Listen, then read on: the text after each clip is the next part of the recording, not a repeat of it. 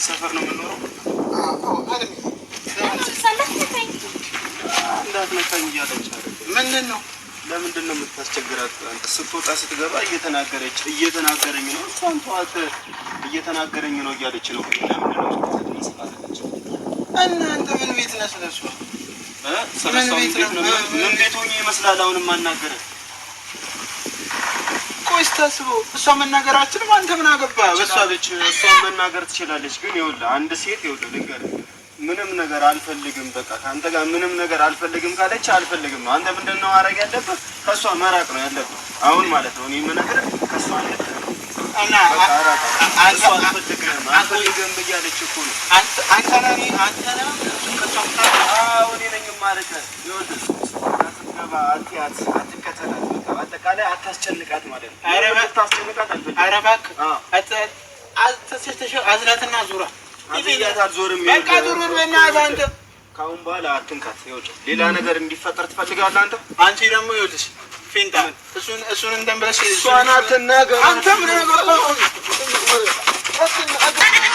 አይ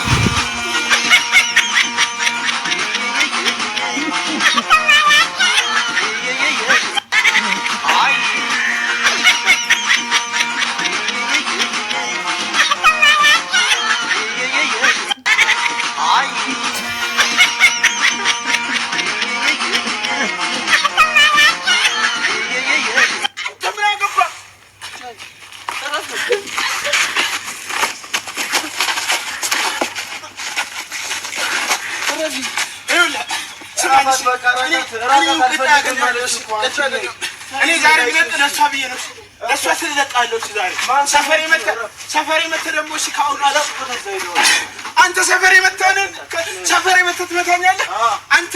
እኔ ለሷ ክብር ስላለኝ እሺ ብለህ ጠብቀኝ፣ እንገናኛለን። ምንም አታመጣም ነኝ ታውን ባላይ ደስኩሽ አይነት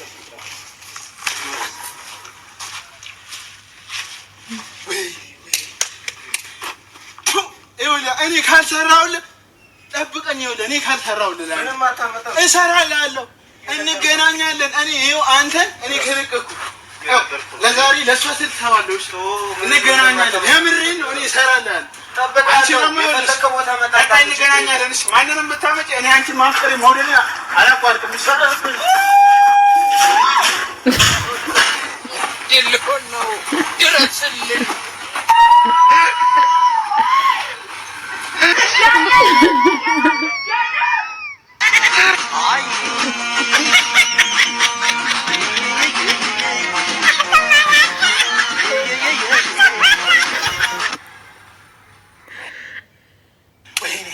ሰፈር ላይ መጣ።